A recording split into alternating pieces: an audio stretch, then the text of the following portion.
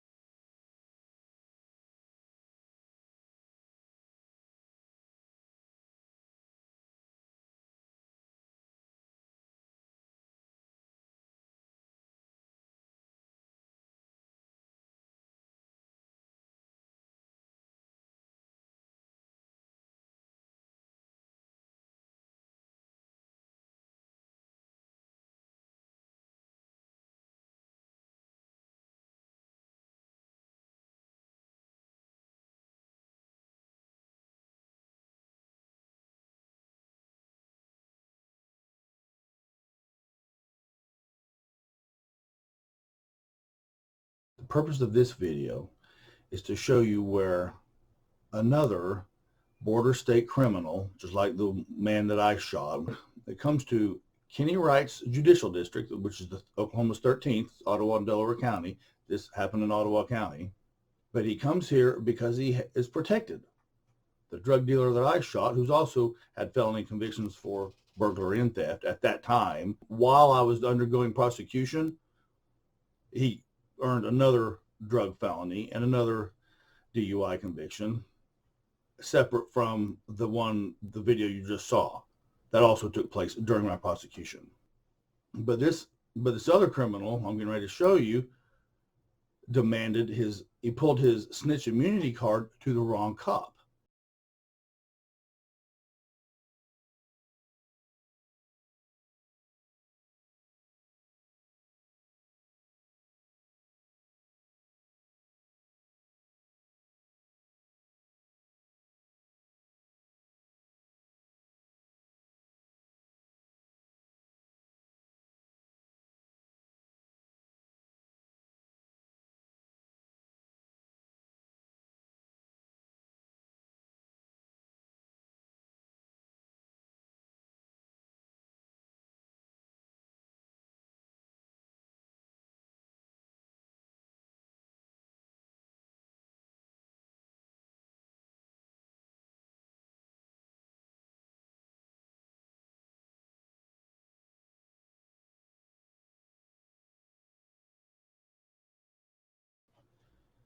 The cop that he told, I'm one of Eddie Want's informants, I need you to let me go here. And he was caught committing felony theft from one of us. The cop that he told that to was David Robocop Sargent, who's federally certified law enforcement officer, who's a local. He's from here. I grew up with him in Afton. His father was a football coach in Afton for 8 years, longer than that, but the 8 years that my dad was superintendent there, our families have known each other forever. Now I'll tell you why Sarge is known as Robocop to the local law enforcement professionals. The main reason, of course, is his attitude, as you're about to see. Like a robot, he does not play political games and does not give slack to criminals. Sarge also holds black belts in Kempo and Hwarang Do, and is a 5th degree in Taikoshi Do under Dean Bridges. Sarge was also the state heavyweight martial arts champion in Arkansas, Kansas, and Missouri. He was undefeated. In 2018, Sarge was inducted to the Martial Arts Hall of Fame. Sarge is easily the baddest cop in the 13th Judicial District, which of course is Delaware and Ottawa counties. It's another reason he's Robocop. Sarge's father, Gerald Sargent, was a Golden Gloves champion, and Sarge's big brother, Steve, was the state martial arts champion in Oklahoma in the lightweight division. Sarge also works like a robot. He works full-time as a city cop in Commerce and full-time as a cop for the Wyandot tribe. And when he isn't doing one of those jobs, he works at the hospital in Grove, guarding us from the coronavirus. Sarge is easily the hardest working man in law enforcement in the 13th Judicial District. Finally, as you're about to see from his police report, Sarge is very bright. The entire time he's been working 3 cop jobs, he's also been working on his master's in police science, which he'll have this summer, and he is doing it with honors. Sarge is easily the smartest cop in Oklahoma's 13th Judicial District. This is why Sarge is known as Robocop to all the local cops, prosecutors, and many of the criminals. Dave did not contact me about this. I recognized his name on the paperwork, and I have not discussed it with him yet. But you can, because David put it in his police report. You can also see where he put 2 anticipated felonies, 3 anticipated misdemeanors,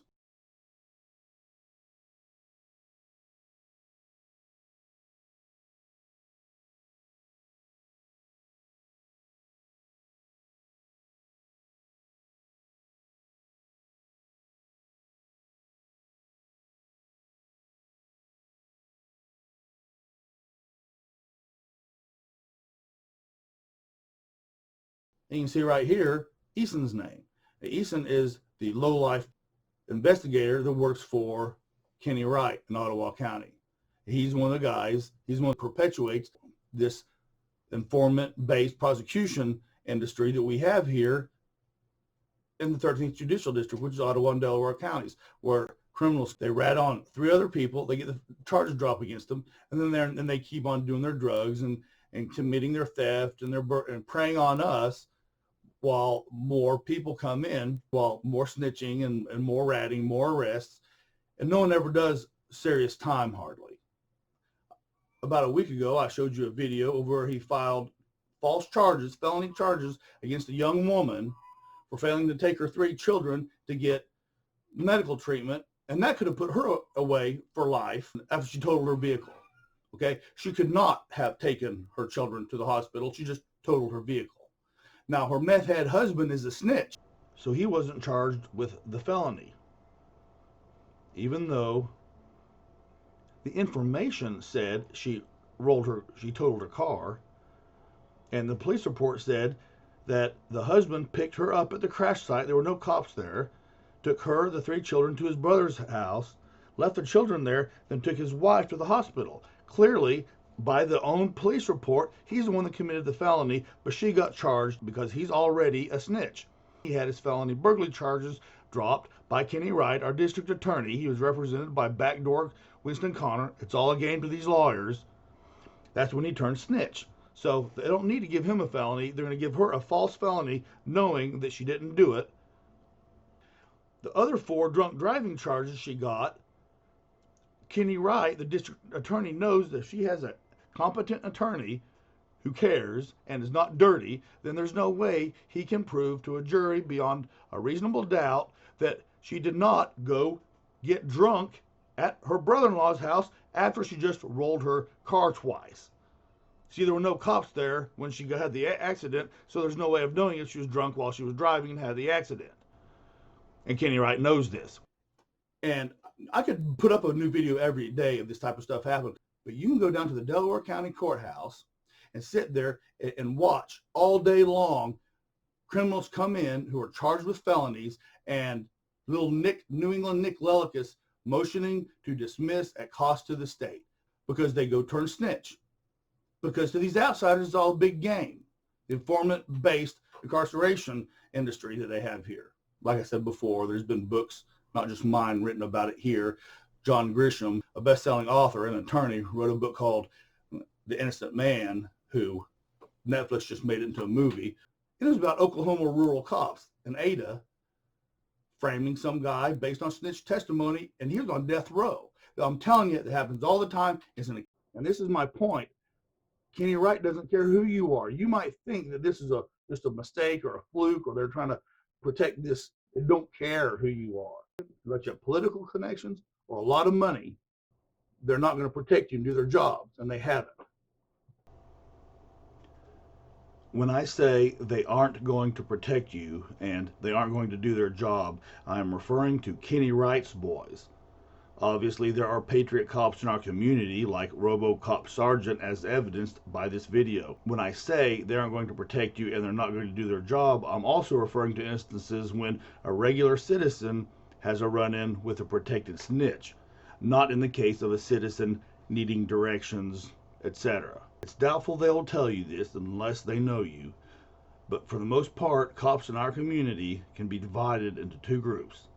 Those who like DA Kenny Wright, Grove Police Chief Mark Morris, and Delaware County Deputy Gayle Wells, and those who despise, or at least disrespect, those three. There is no middle ground. As far as I know, and as you might have guessed, the cops who ally themselves with those above three are, just like them, effeminate cowards. Today I've shown you where a border felon was caught committing a felony here in our community, Oklahoma's 13th Judicial District, Ottawa and Delaware counties, just like the one in my book, and upon being arrested, actually demanded to the cop that he respect the felon's snitch immunity. And of course, I showed you how even though the cop is a patriot who grew up here and didn't stand for the criminal's immunity, DA Kenny Wright did give him his immunity, letting him plead for a deferred sentence on a misdemeanor, releasing this piece of scum right back into our community to prey on us some more. Imagine if that snitch had been stealing DA Kenny Wright's belongings.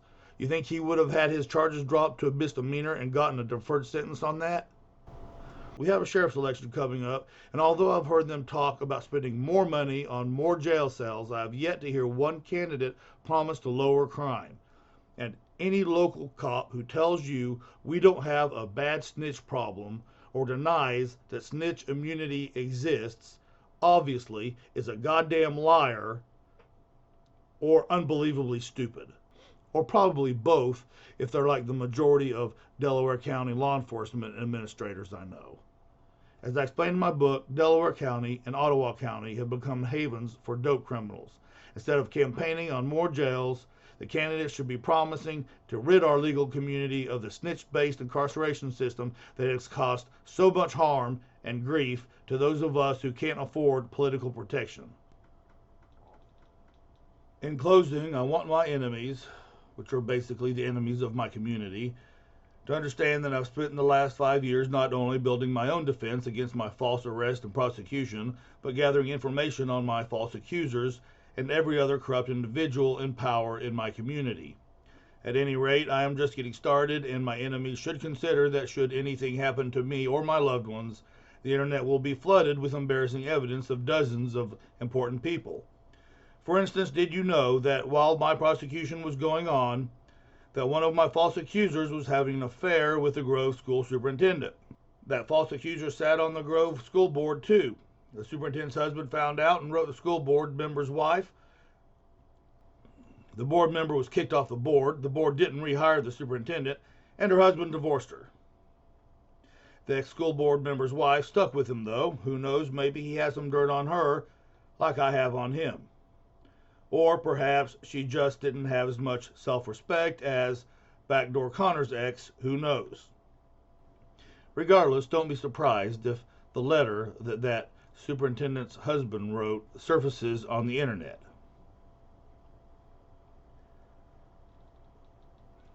To my friends, thank you for your moral support and all the information and help you've given me the last few years. Well, we can't buy liquor, so we make speed. We can't buy beer, we grow weed. We do our best to avoid the law in the dry counties of Arkansas.